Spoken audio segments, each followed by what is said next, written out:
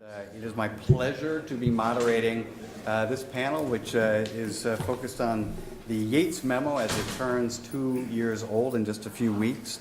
The real draw for today's panel is are the three gentlemen to my left. Ed Kim, who's an assistant U.S. attorney in the Southern District, seated in the middle. David Daly, seated most close to me, is a partner at PwC and a forensic accountant, and seated all the way to the left is my partner and a good friend, co-chair of Steptoe's white collar practice, Jason Weinstein. Let me just take a moment and just tell you a little bit more about the three of them, because they bring a lot of very practical experience to the table, and it's worth knowing more about them. Ed has been an assistant United States attorney in the U.S. Attorney's Office in the Southern District of New York since 2008. He currently serves as co-chief of the Complex Frauds and Cybercrime Unit. He was previously co-chief of the General Crimes Unit and served as a line assistant in the Securities and Commodities Fraud Unit and the Terrorism and International Narcotics Unit. Before working at the U.S. Attorney's Office, he was an associate at the law firm of Lankler, Sifford & Wohl, clerked in the Southern District for Judge Buchwald, graduate of Harvard Law School and Brown University. To my immediate left is David Daly, who is a partner and a forensic accountant who leads PwC's New York disputes and contract compliance practices. His responsibilities include investigating allegations of improper accounting, litigation engagements, and compliance with financial provisions of license agreements. I asked David to join this panel to provide an accountant's perspective on assisting independent counsel during the conduct of internal investigations, particularly in the context of the Yates Memo. And to my far left is my partner, Jason Weinstein. He's a partner at Steptoe, serves as co-chair of our white-collar practice. He joined the firm 4 years ago after a 15-year career at the Department of Justice, an assistant U.S. attorney in the Southern District here in New York, then in Baltimore, and then served as the Deputy Assistant AG in DOJ's Criminal Division in Washington, D.C. We stopped him from moving farther south and took him in as a partner at Steptoe. He conducts corporate investigations, which is going to be highly relevant to today's discussions, and represents both companies and individuals in enforcement matters. I should say, please remember that none of the panelists here, and I think this is particularly true with respect to Ed Kim, speak for their offices. Everyone's here individually, and obviously nothing that gets said here today should be taken as an official pronouncement of the government. So it's been a busy year for the Department of Justice, 2017 has. It started out with the unceremonious firing of the acting Attorney General, Sally Yates, after whom the memo we're discussing today was named. That was followed by the firing of Jim Comey and the ensuing appointment of a special counsel for the Russian investigations, who is looking into connections between Russia, the Trump administration, and apparently everything else he comes across. And then we've also observed just over the last few months a reversal of DOJ's approach on a variety of issues, running the gamut from sentencing on narcotics cases, handling of immigration cases, treatment of so-called sanctuary cities, and its emphasis, or some would say de-emphasis, on civil rights investigations into the conduct of law enforcement. And in the midst of all of that, it might be easy to lose track of the fact that on September 9th of 2017, the Yates Memo turns 2. And that is the subject of our panel today, although all those other topics probably would be pretty good topics as well.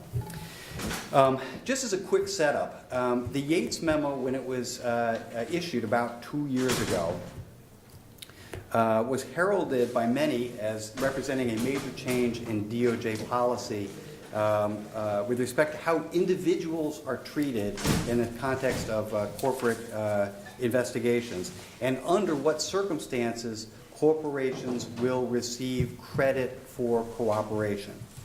The Yates Memo expressed its view on these topics with 6 key steps that Sally Yates articulated as being the key steps to strengthen the DOJ's pursuit of individual corporate wrongdoing. And here they are. Let me just list the 6. They frame a lot of today's discussion. Number 1, in order to qualify for cooperation credit, corporations must provide to the Department of Justice all relevant facts relating to the individuals responsible for the misconduct. Number 2, criminal and civil corporate investigations should focus on individuals from the inception of the investigation. Number 3, criminal and civil attorneys handling corporate investigations should be in routine communication with one another. 4, absent extraordinary circumstances or approved departmental policy, the department will not release culpable individuals from civil or criminal liability when resolving a matter with a corporation. So no deals where the corporation takes a plea or works something out and all the individuals are covered. 5, the department attorneys should not resolve matters with a corporation without a clear plan to resolve related individual cases, and should memorialize any declinations as to individuals in such cases. And lastly, civil attorneys at the Department of Justice should consistently focus on individuals as well as the company and evaluate whether to bring suit against an individual based on considerations beyond that individual's ability to pay.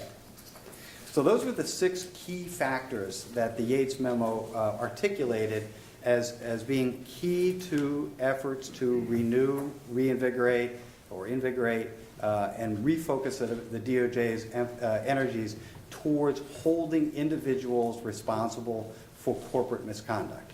And the theory behind a lot of this was that no corporation commits criminal misconduct unless the individuals at the corporation are actively engaged in that misconduct. So I'm going to actually move over to my seat here and start throwing questions around to the panel here. And so let me just do that. And I guess the first question that I've got is, at a high level, whether the Yates Memo has changed anything. It's 2 years old. Has it changed anything over the last 2 years? And let me start, if I can, with Ed Kim from the Southern District. From your vantage, Ed, what is your sense of the extent to which the Yates Memo has translated into any practical changes in the way the conduct of corporate investigations are investigated and prosecuted in the federal system? Sure, and I think I guess I would say a couple of things. Our perspective on the Yates Memo, at least speaking, from the vantage point of my time in the Southern District of New York, is that what the Yates Memo is really doing was sort of standardizing across the department, across the nation, the conduct of corporate investigations. I would say that in the Southern District, I think historically, when we've conducted corporate investigations, we have traditionally been very individual focused. So at least in our office, we haven't really seen so much of a sea change in the way that we like to conduct investigations. I think we've always been focused on individual wrongdoers and trying to wrap that into corporate resolutions. But that said, our office does conduct at times investigations with other components in the department. And I will say that I'm guessing this is at least partly attributable to the Yates Memo, but there's definitely, I think, in our dialogue with other offices, it's much more explicit, I think, sort of talking through what we're doing about the individuals in these joint investigations, and particularly where there are corporate resolutions. I think given what the Yates Memo says about not entering into the corporate resolution without at least a plan as to what's going to happen to the individuals, that is certainly now much more of an explicit dialogue between our office and other components. So I think the bottom line is, in the conduct of the investigations that our office does, I think we sort of focused on individuals before, we're focusing on them now. In terms of the internal dialogue in the Department of Justice, I think there is much more, I think appropriately, much more discussion between components, and perhaps this reflects a shift in how other offices and other components conduct their corporate investigations. But there's definitely much more at the forefront of our discussions is what are we going to do with the individuals, and how are we going to wrap them into this resolution, or how are we at least going to develop a plan for what we're going to do as we resolve with the corporation. Yeah, Ed, if I can just back you up 2 years, the Yates memo was drafted after a committee was assembled from various U.S. attorneys' offices and from Maine Justice. I mean, clearly at the time, it would seem, there was a perceived need to reinforce what appears to have been sort of the active practice in the Southern District, but throughout the country. Do you have some sense for what were some of the big drivers behind the Yates memo, and maybe reflect a little bit on the extent to which those drivers perhaps have evolved over the last 2 years? Sure. I mean, I think I wasn't invited to those discussions. I think it was a little bit above my pay grade. But I think if you're to sort of think about the drivers of it, I think, and I don't have specific investigations in my mind when I say this, but I think as a general matter, there were some instances in which the department or maybe another entity resolved with a corporation, and the public sort of threw up their hands and said, well, after all those years and resources, the company paid a fine and not a single person went to jail. And maybe that was appropriate in certain instances, but I think it caused the department to do kind of a searching analysis and say, there's a point to that. And maybe as an institution, we need to reinvigorate our practice of looking for, the individual culprits who are driving corporate behavior, or the people in the C-suite or below who are making the decisions that are causing corporations to engage in this wrongdoing.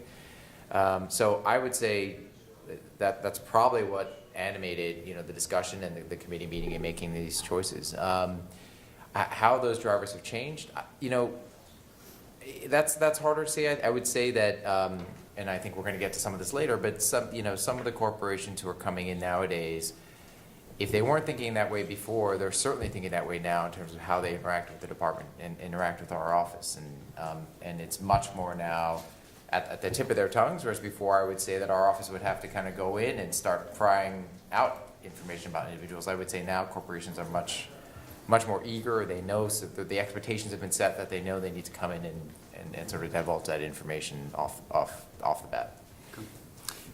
Jason, how about from your perspective? So you kind of come at this from two, I think, useful perspectives. One, you spent many years in the Department of Justice until about 4 years ago, and you've done a lot of representation of corporations and individuals since you left. What is your sense about how the Yates memo has changed the lay of the land for corporate investigations? So first, I just want to say Mike told me this panel was about North Korea, and that's why I agreed to do it. So that's what I was prepared to talk about. But I'll do my best on the Yates memo. So just duck under the tables. It'll all be fine.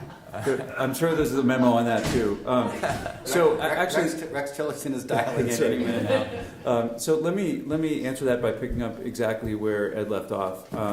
I think the Yates memo has had more of an impact on company behavior than it has on DOJ behavior, and the reason for that, I think, is that the perception of the Yates memo is more important than what the memo says.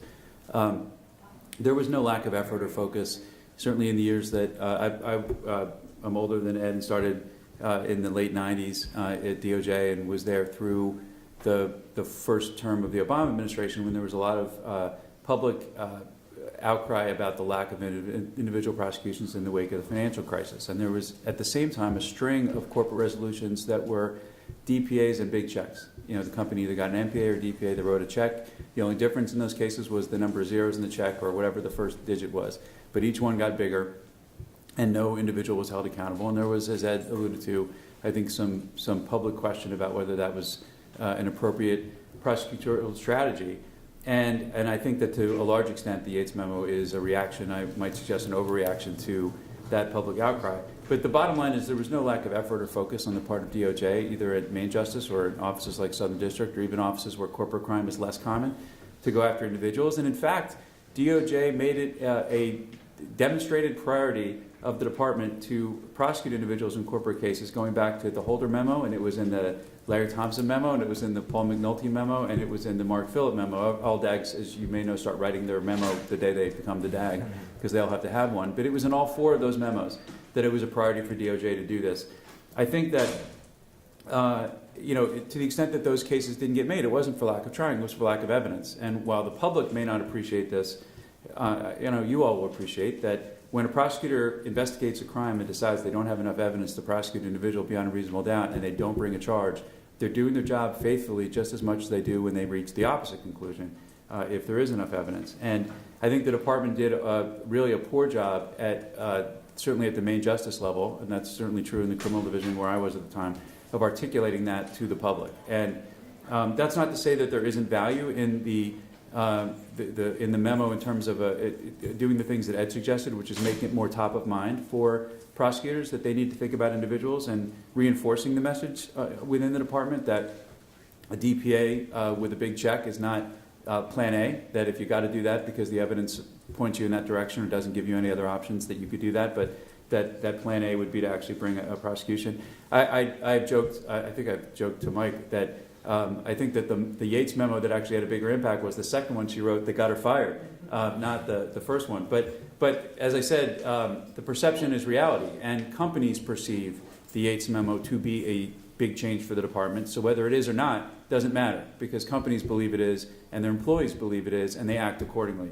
I had a recent case where about 70% of the witnesses were in Europe, and a good number of those don't have a great command of the English language, but they all know at least two words. One is Yates, and the other is memo. And the question about how the Yates memo was going to affect the company's response to allegations of misconduct was top of mind for the employees, not just the executives and the in-house lawyers, but mid-level and lower-level employees. So, regardless of how the message got sent within the department, it certainly has been sent in the corporate world that the department is making this a priority.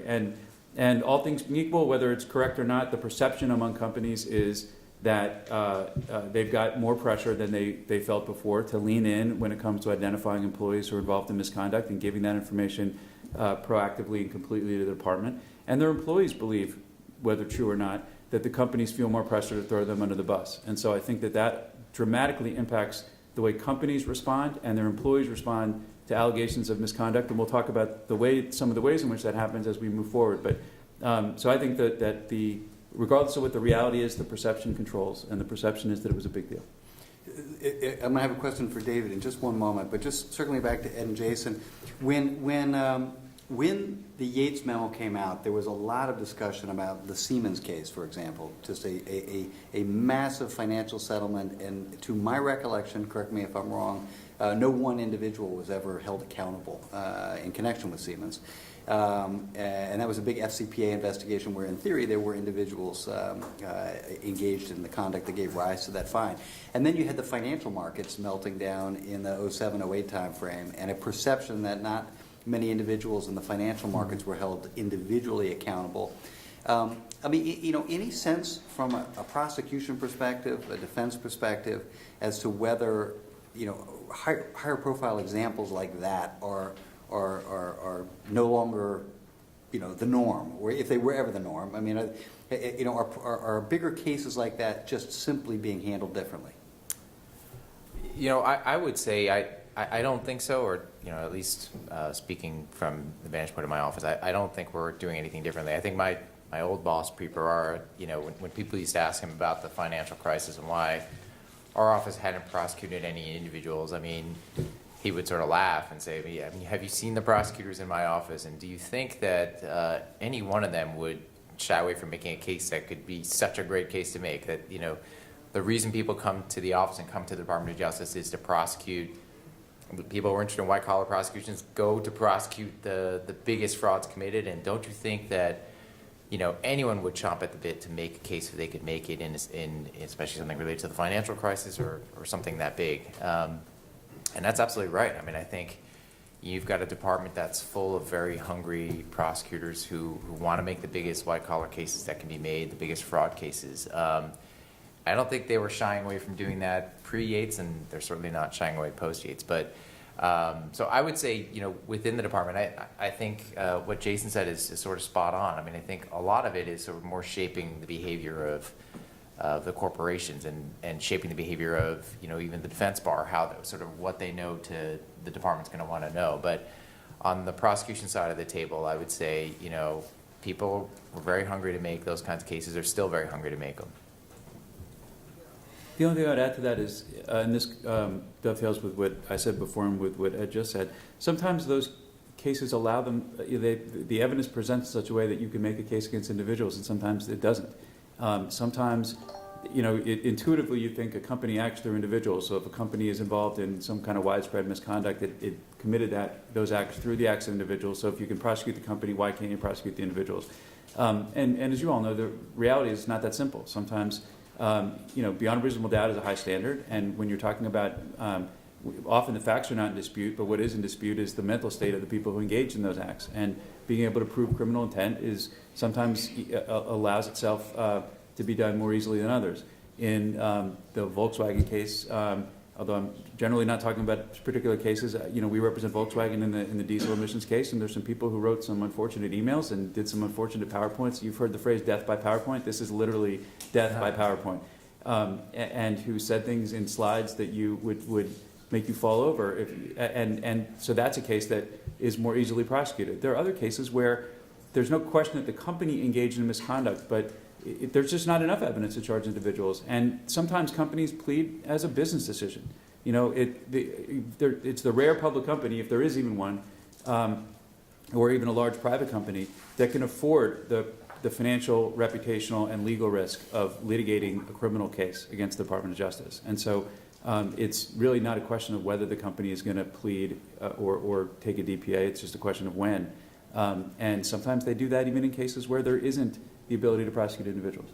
Yeah, and I guess just building on that, I mean, I think, and Jason hit on this, I think exactly right. I mean, it's really hard to make a sophisticated white-collar fraud case in a corporate setting. I mean, it's difficult. And when we've succeeded, we often we as prosecutors and government have to get lucky. We have to get lucky because somebody was careless in an email, or we happen to have leverage over an individual who then flips and tells us what was discussed in that closed-door meeting in which no notes were taken. But you can easily imagine a scenario in which there's no documentation, the notes were never there or were destroyed, or people were very careful about what they communicated, and then we're sort of stuck, and we're not in the business, we try not to be in the business of just recklessly going out and charging individuals if we don't think we have enough to proceed. So I think that sometimes the public perception doesn't take that into account either, how difficult it is to make cases, especially the way corporations are built these days too, where a lot of decision making is siloed or information is compartmentalized, so one person only knows so much about what they're being told to do. And it's a challenge to build these cases. It was a challenge in any environment, but it's certainly a challenge today. So I think that's also part of the reality that we're operating in. Well, so let me shift the focus a little bit. I mean, we are lucky to have with us David Daly from PwC, and so what David brings to the table is a forensic auditor's perspective, frequently brought in by law firms to assist the attorneys who have been brought in to run internal investigations, sometimes working with just those lawyers, sometimes with the audit committees, and quite often working with the auditors who have been employed by the company for years that handle the regular 10Ks, 10Qs, 8Ks, and the like. And it's a really interesting, multifaceted role to play. And so, David, I guess the question for you is, as you have watched your industry unfold over the last 2 years, has the Yates Memo had a marked impact on the way you all conduct your business and the kinds of instructions that you're given, the speed with which you move, the kinds of things that you focus on, the way you prepare your reports? Have you observed a marked change or a noticeable change in the way the world functions from your seat? So, you bring up an interesting point in that there are two roles where you're going to find an accountant. One is going to be the lawyers doing the investigation, and the other is being an auditor, the auditor of the company. So from a forensic auditor or a forensic accountant that's helping a law firm, I don't think that our job has changed anything since the Yates Memo. The more important factor on what we've been doing is technology. So one of the first big investigations I did was WorldCom. And Ed and Jason both talked about evidence and how tough it is without the evidence. We had a young staff person, we'd imaged all the computers, and that was something that was new. People went in and they did forensic images of computers, and they did data searches. And one of the kids, during his dinner break, was playing on one of the servers, and he found some files that he didn't know what they were. He clicked into them, and it turned out to be that there was a digital voicemail system within WorldCom. And he found a voicemail to Bernie Evers from Scott Sullivan that was basically saying that they were committing the fraud. That ended up in a PowerPoint, which was pretty funny because I didn't even know you could do this. They embedded the sound file in a PowerPoint. They presented it to the special committee. The special committee heard it and said, oh boy, we need to call the FBI and the DOJ and bring them in on this. And that's what completely turned that case around. Being a conservative accountant, I was surprised that, I would have thought that Sullivan would have done more time, and I would have thought the people that actually perpetrated the fraud would do more time, but they didn't. They all cut deals. So, from that perspective, technology is what's really helping us out in doing this. We're imaging emails, we're searching emails. Artificial intelligence is impacting those searches. So we used to have these huge rooms of auditors and attorneys reading through emails. And now people are getting smarter and saying, hey, what can we program in there for artificial intelligence to go and sort through this data and give us a more focused population to research. Then on the other side, you've got the auditors, all right?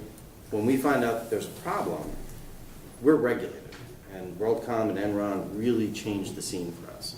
So they really need to go and make sure that, as an auditor going to issue an opinion on audited financial statements, we have to understand what's going on. So the regulation there is really driving what we need to do. And we have to get comfortable. Because ultimately, if there's still a problem, they're not just going to go after the company, they're going to come after us. So my job in doing a shadow investigation is to make sure that the investigation is thorough. Are they not boxing any people out? Because we want to know what's going on. It could be that one of those people is making an important representation to us. And if they're tainted, then we need to go and set up our procedures in a better way to bypass them. So the Yates Memo's emphasis on individual accountability has, in terms of the kinds of instructions you all get from the counsel who bring you in, has that changed very much in terms of the kinds of inquiries that you all conducted before the Yates Memo versus after the Yates Memo? Does it depend on whether you're dealing with the Southern District or whether you're dealing with some other part of the country? No, I would say that we were always concerned about the individuals. Mm-hmm.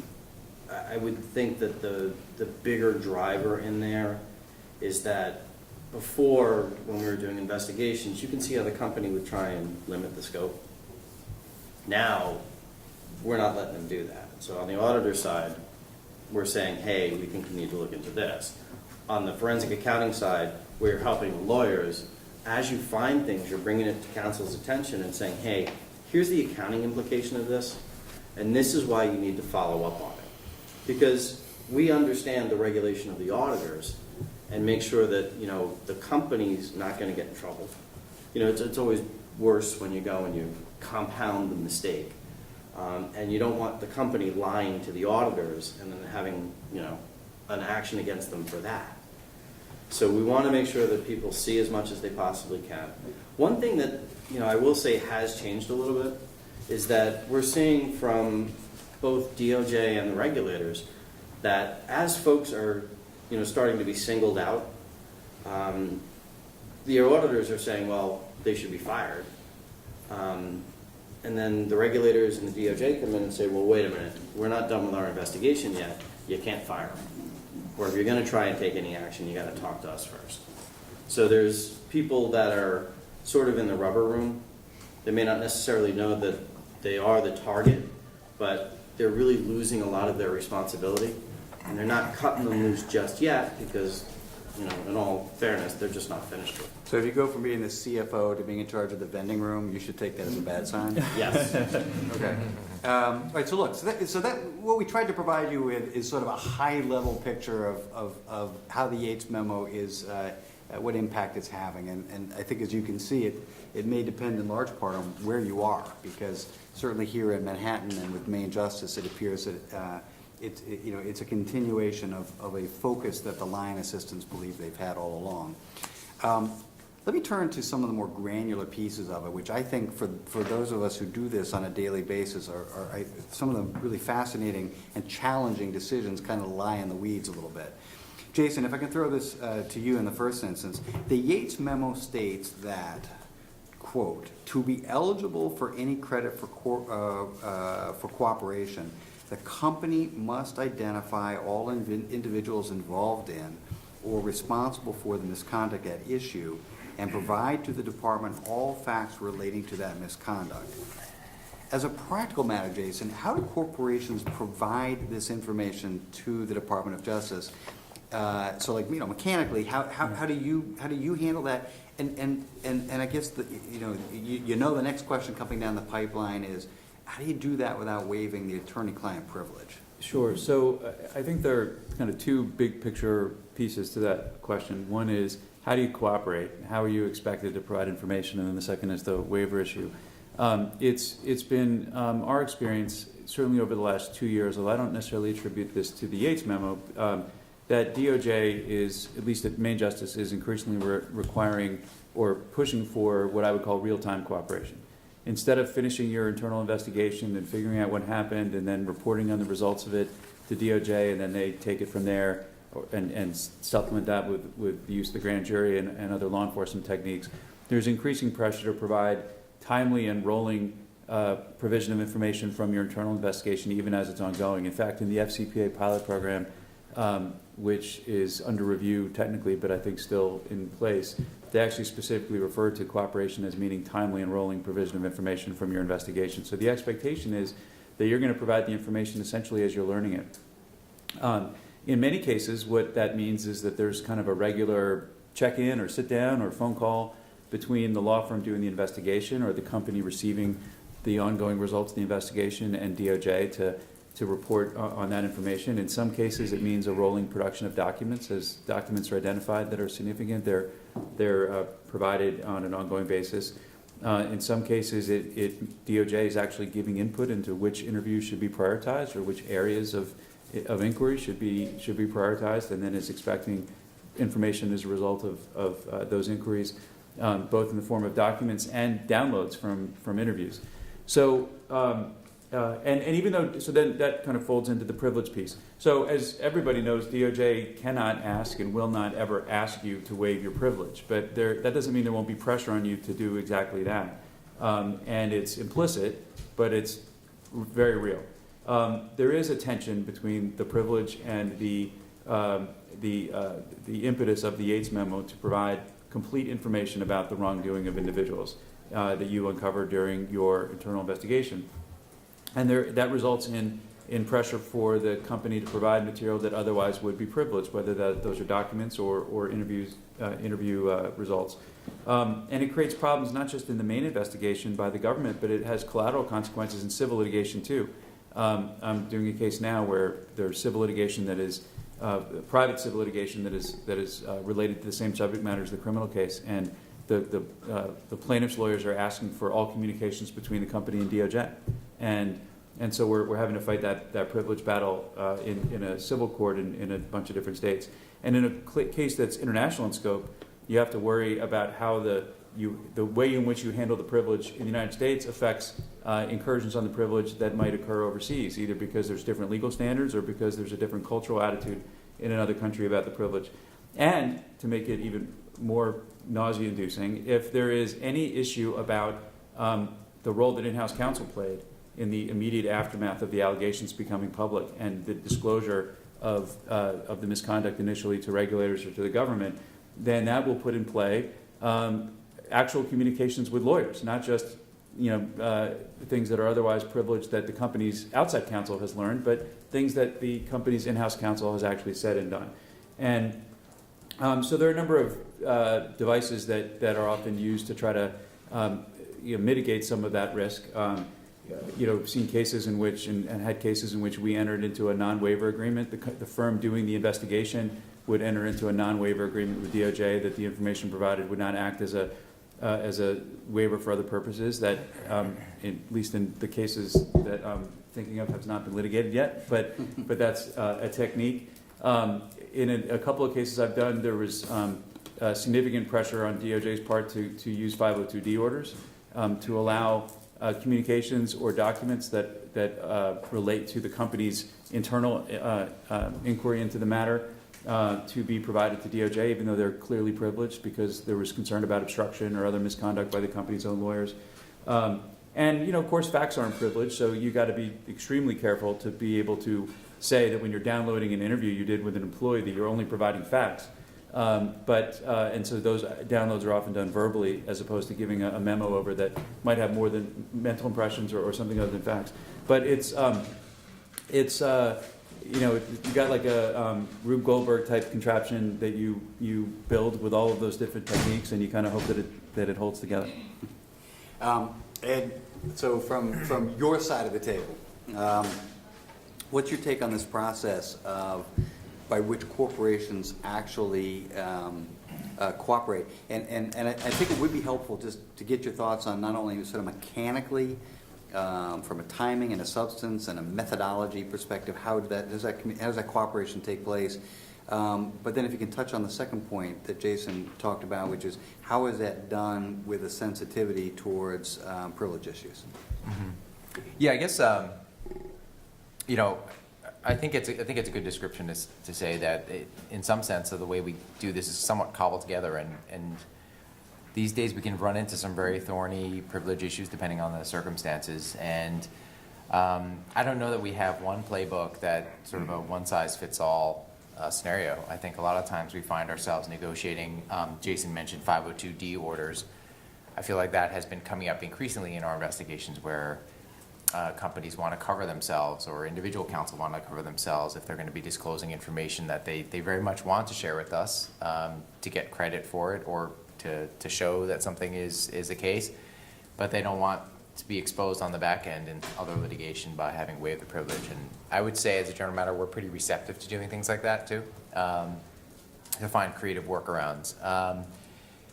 I would say that, I think another just sort of the spirit of what we're doing, I think, is trying to toe the line. I mean, I think we do have a policy of not requiring waiver, and I don't think this is a situation where we try and make that a silent threat. I think we very much try to toe the appropriate line and make sure that we're not explicitly or implicitly threatening a company that has decided they can't waive their privilege. But I think the flip side is sometimes when companies come to us and seem to be using the privilege or seem to not be receptive to ways in which they can share information without waiving the privilege, that's when it becomes a little bit more of a frustration on the prosecution side. And I think there we very much like to engage in a dialogue to say, listen, there are ways that you can share this information. It's not a total wall. That I think reasonable minds would agree that by sharing facts with us, which I think is the most common way we do something, is say you don't need to share the actual interview memo, but you can give us the facts you've learned in the course of your investigation. I think that often is a simple workaround that doesn't serve to waive the privilege and still kind of accomplishes what everybody wants. I think, and Mike, I don't know if I addressed the second point, if there's something you wanted me to tease out on that. No, I think it's good on the privilege side. In terms of how cooperation actually works real time, I mean, Jason spoke a little bit about the sort of the greater emphasis on real-time cooperation and the various procedures or mechanisms by which that cooperation is effected. Maybe your thoughts on those? I think that's exactly right. I mean, I do think these days it is much more common for us to, with company counsel involved, and I think part of it is our effort to make sure that things are happening on a timely fashion because, maybe it's because these investigations have gotten more sophisticated and more sprawling. We really can't afford to sit back and wait, and I think this does go hand in hand a little bit with the renewed emphasis on individuals, but we can't afford to wait for the massive FCPA investigation to be concluded in 5 years when the statute of limitations is blown. That's just not going to happen. So I think we as the Department of Justice, we're looking for ways in which we can, I think with an eye towards making sure that we're staying within a statute, that we're getting to witnesses while their memories are still fresh. I think there is much more of a dialogue now with company counsel about saying, hey, if you guys are going to talk to people, you can sort of do what you want, but if you're asking us for our preferences, here are sort of the 5 people we're sort of most concerned about.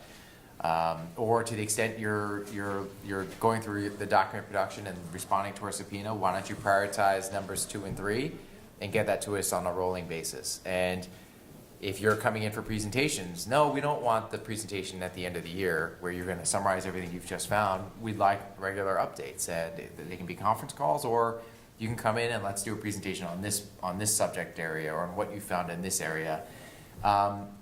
We probably have been much more directive in that way. I happen to think that's a more efficient way, but it also accomplishes, I think, what we're looking to do, which is to make sure that we're ferreting out the wrongdoers, and that we're in a position to, I think another directive to the department in the Yates memo was making sure that we are being proactive and not just sort of sitting back and letting the, company counsel sort of package up all the conclusions for us. I think that while we're getting these regular updates, we are taking our own investigative steps and pressure testing what company counsel told us. We are going out and conducting our own interviews and seeking our own documents through other channels. So, on the one hand, I think to company counsel, this may feel like we're really, keeping the foot on the pedal. That is true, I think, but I think it's also going hand in hand with what we're doing on our end, which is making sure that we're conducting a proactive and independent investigation. Yeah, if I could just add, Ed made the point about, the DOJ policy about not requesting a waiver of the privilege, being a real policy. I didn't mean to suggest that it's not. I've never had a prosecutor kind of wink, wink, nod, nod and say, I know that's what the policy says, but you're going to give me the stuff anyway. I think it's more the way Ed described it, that there is an expectation, at least, that you'll be willing to engage in a good faith effort to get to yes. That there are these techniques, there are various workarounds that we can come up with that will allow the government to get the information it wants and minimize, if not entirely eliminate you can't ever entirely eliminate, but at least minimize the risk of a waiver that could have an impact in other forums. And the expectation is that you'll be willing to discuss that. And it may be that under the circumstances you can't get there, but a lot of times you can. Let me ask both of you, if I can, Ed and Jason. For the defendant who gets prosecuted 6-12 months down the road, and who might be interested in exploring whether the means, method, and substance of the presentations that we've all been talking about did step over a line and constitute some sort of a waiver, what sort of a record is left of this cooperation exercise which might permit a defendant down the road to test whether there has been a waiver? Yeah, I guess in the ordinary course, at least on the government side, there's not a whole lot. I mean, I would say if it's like a presentation, it's probably the notes taken by the prosecutors and or agents. Conference call downloads, things like that, it would probably be memorialized more sort of in notes that we've taken, which, ordinarily we wouldn't treat as Rule 16 discovery, but I suppose if there were a motion sort of getting at it, I mean, I think we would probably litigate sort of whether the defendant had standing to make such an argument. But assuming that we got to a point where the court said this stuff is relevant to a defense motion, then it would probably be captured, to the extent it's captured, it would be captured in our internal notes as well as any memorialized communications with company counsel. I guess to some degree it depends on the nature of and context in which the information is provided. If it's a weekly or monthly phone call where you're doing a verbal download lawyer to lawyer, defense lawyer to prosecutor about where the investigation is going. As Ed said, that would be written, someone's taking notes, and usually the most junior and unfortunate person in the room is taking notes and writing a memo. But if it's a substantive download of what a witness said in an interview, I've seen cases where I knew there was an FBI agent at the other end of the phone who was writing a 302 of what I said, the witness said to me.